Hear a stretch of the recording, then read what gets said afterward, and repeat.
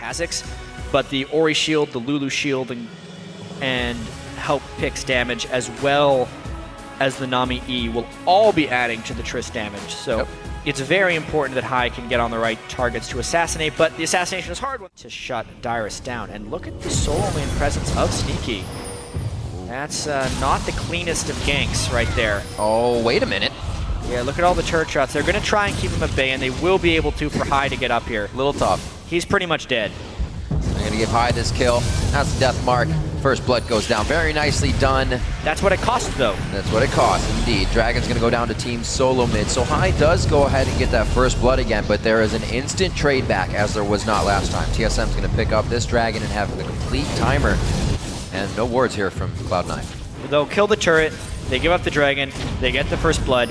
It is very much a trade here, but it's a trade for the power of Dyrus. In games when Dyrus hasn't succeeded against Cloud9, Cloud9 generally wins. With the teleport advantage would lay with Dyrus, but he's not in a split push position, so it doesn't really matter. We could see a fight very shortly, especially now the ball's getting a little bit low. This is where Cloud9 loves to fight every time. Lemonation throws it down, but the team may not be on the same page. Hai was way far away. A shockwave coming in from Bjergsen. Good heal onto Sneaky, and they're going to keep themselves safe here. Hai still waiting to use that death mark. Wild Turtle can easily jump away so he can keep himself in a dangerous spot on the front. But what a back and forth. Neither team really wanting to commit hard to that fight. Yeah, such a difficult corridor to navigate, right? They do hold the edge here, and this is that teleport edge from Dyrus. He would teleport in if they wanted to fight, but just the ultimate discrepancy and the loss of vision is going to grant Cloud9 this Dragon. Nicely done by Cloud9, playing a bit of game of cat and mouse. Kind of mentioned that if TSM needed to stay risk-averse, it'd be at Dragons. So they give up that. Just to stop Hai from executing Bjergsen.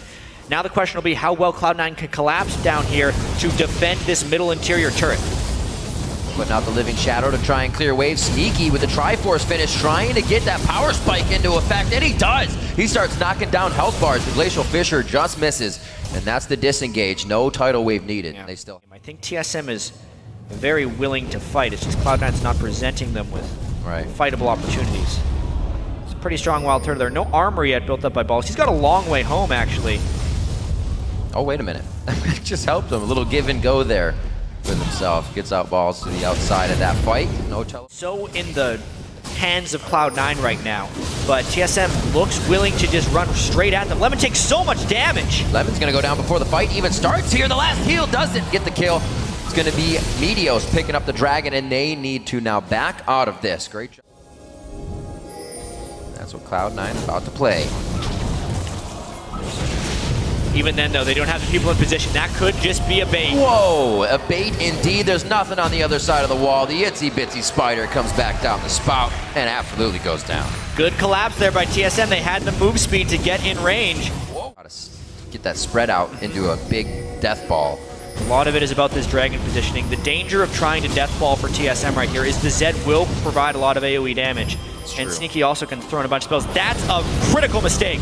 Unfortunate play there. They do throw the ball on, trying to get a shockwave down. Wild Turtle's on the outside. He gets death mark down. They're able to focus whoever they want after that. No real crowd control needed on this fight. Balls taking a bit of damage as he tries to initiate for the team, but they realize the front line needs to go to the backside. We're going for Dragon now. Cloud9's going to clear it out the pit, take it themselves. I'm not sure what prompted Dyrus' Zhonya's right there. I'd have to see it again, whether it was just a pure misclick or whether he thought he saw something that was going to catch him out.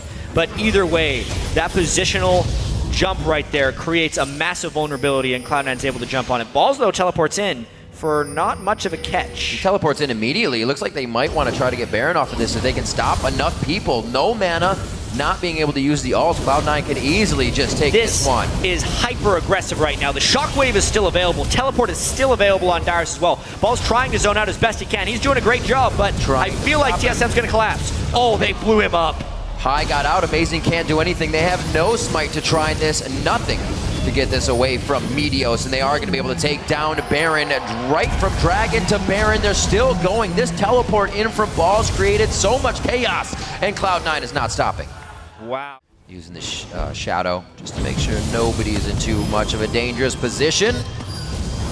That'll be the death mark, but that will also... Oh no, he saves himself with the flash wild growth on that one. It's going to be a turnaround here. He's already taken the death mark shadow, so he's to safety. Balls taking quite a bit of damage under that turret, but middle has gone down in that fiasco. TSM losing a bit of ground just to take down Maokai. More so as he puts damage on that item. Cloud9 now doing a dragon without any problem, as they should. This side of the map is completely theirs. TSM has good wards on their own side to create opportunities for themselves. Cloud9 tricky, back and forth. TSM has a great window to fight here. You can just see how aggressive Sneaky is. He's the front line, which means he gets caught up by the tidal wave. Oh, just so close from getting the inhibitor down. They want to use the tidal wave to shut everything down. Dyrus using wild growth. So much focus onto him. Can they come from the backside here? Bjergsen not being able to throw the ball in for a good shockwave. There's one and pulls him against the wall. The dissonance shreds through elimination as well. Turtle can get the reset. He gets one. Flashes forward. Then he jumps. He's going to try to get more. The heal's already been used. And they get locked down around the wall.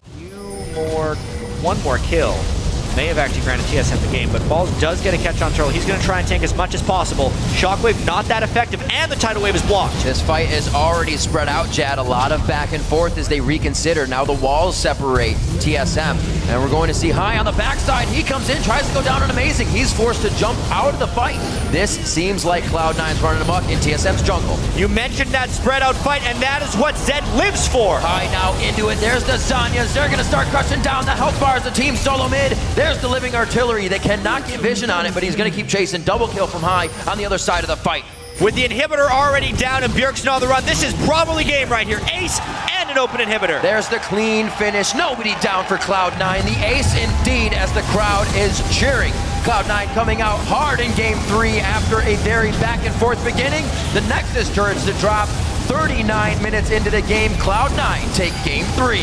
The difference a game makes. High was 1-9-7 in game 2, 6-0-1 here in game 3, and he gives Cloud9 a 2-1 advantage in this best of 5.